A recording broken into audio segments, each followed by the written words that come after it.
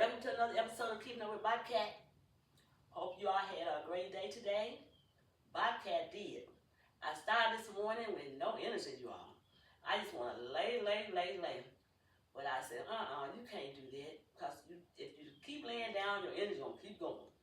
So I got up out that bed, went in there and did my 45-minute walk and my arm press and my squats. And after I finished that, I came in here to this kitchen and ate my breakfast, my normal avocado, egg whites, and spinach. And I felt so much better, you all. You know, when you get to start stirring and stuff, I know you feel better. Because I did. It happened before. But I don't know why. I think I stayed up a little late last night and I just didn't want to get up. But I did get up and I'm glad I did. And I did all of that. And I felt like, ooh, now you can go to the grocery store and pick up a few items that you've been missing. And that's what I did. I went to the grocery store and got avocados, spinach, and a few other things, you all, that I was going to lay down, just do it another day. But I'm glad I did my workout, and I'm glad I went to the grocery store. Now I feel good. I'm replenished again. I am so glad I did. Also, you all, last night I took down my Christmas tree. That's kind of late, but I didn't feel like doing it. I was saying, I'll do it tomorrow. Every day I said, I'll do it tomorrow. So I finally took it down. I was happy to take it down. I was really excited putting it up, but it's a little harder to me taking it down because you got to put everything back in the right spots as opposed to putting the bulbs on the tree and stuff. You put them and you look at them, you brace them out, but then when you got to take them down, you got to put them right so they don't break and all. But I did that last night, you all. Also, you all, I watched this movie, Under the Dome. It was a glass dome, mysteriously appeared in this small town. It sealed off the whole town. These people didn't know what was going on. They got ready to leave, like in their car, it stopped them. They couldn't, it's like a glass that was stopping. They couldn't go anywhere. They put their hand up, it was a glass there. They would go around different directions, they couldn't get by. They was wondering, what is wrong? The whole town was in disarray, you all. Because nobody could leave a certain area. You go a certain area, it's like blocked off in areas. People begin to think they're going to die. They couldn't get out, get no food or anything. It was a store there in the town, I think one store. And they were trying to save, like, in that store, like, each out a little, and, you know, not one person get it all. They got so hysterical at some point, they started breaking in stores and stealing their food, taking it. They was killing for it. They was actually doing a lot of stuff. Some people got killed, some people got hurt.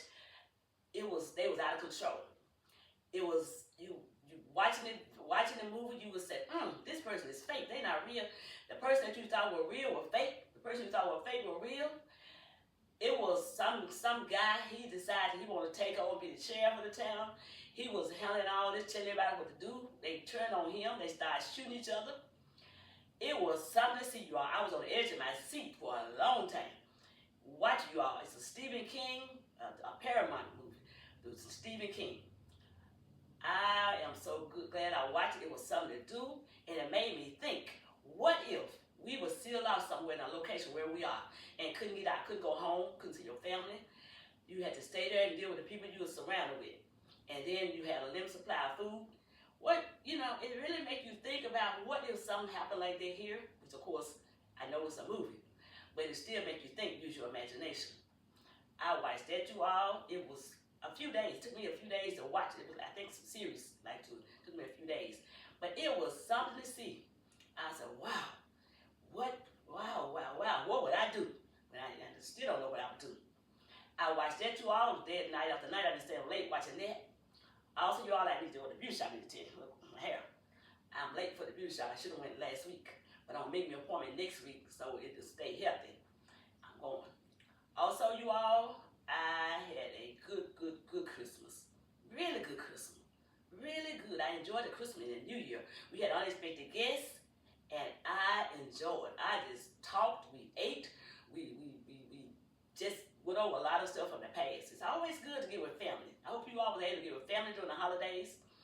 That's the main thing, because during the whole year, you're working, you're trying to get this done, carry the kids to school.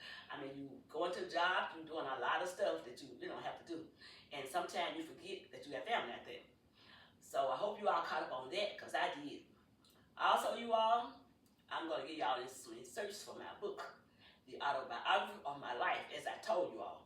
I'm going to read to you all and let y'all know some stuff that still happening. I want y'all to buy my book also, but I'm going to give you some inserts from it. My first job, I began work at a Kmart while still in high school. I worked evening and weekends. I was asked that I want to work in customer service while I was working there. And I was excited to learn something new. So I said yes. After some training, about a week, they trained about a week, I was left alone to continue on my own. About 2 weeks into my training, it was on a weekend, and I was scheduled to work all day. This man came to the customer service window with a check to be cashed. He was very friendly, talkative, and gave me his ID. He signed his check. I paid him, and he left the window immediately. It was a few people in line waiting for different services, and I helped them also. Later that evening, it was time for me to take a break.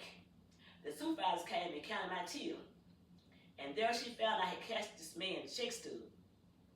There was no serial number on it, and the ID was fake. The manager was a tall man that was strict and demanded accountability. He was kind of mean. He said, when you receive your check, I will take out the amount of the man's check to pay the laws back out of your paycheck. So he did take that. The amount, which was like $120, my first check. So I had like $16 left for that week. And I said that day, never again would I do that. You all, it taught me an important lesson. I thought I knew what I was doing, and I tried. But by him taking my whole check, that left a lasting remembrance for me. I was more thorough. I paid attention. I learned the difference between a check and a check stub. And I never did that again my whole life of working. So it was sounded bad then, but it taught me because something worse could have happened. What if it had been more than like $120?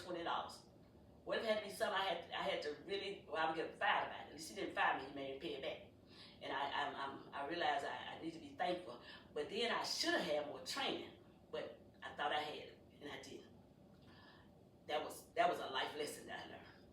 Also, you all, I want to tell y'all, I really, really thank y'all for subscribing to my channel.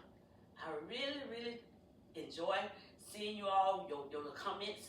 I want you to continue to give me comments, continue to share, and continue to tell Bobcat what she needs to do. I do not take it lightly, you all. Thank you so much for your comments, your subscribing, your sharing. Bobcat, looking forward to doing another video for you all can help say something, give me an idea of what you want. Be sure y'all watch that Under the Dome. It is awesome. Bobcat, gonna see y'all in the next video. Until then, y'all be safe, be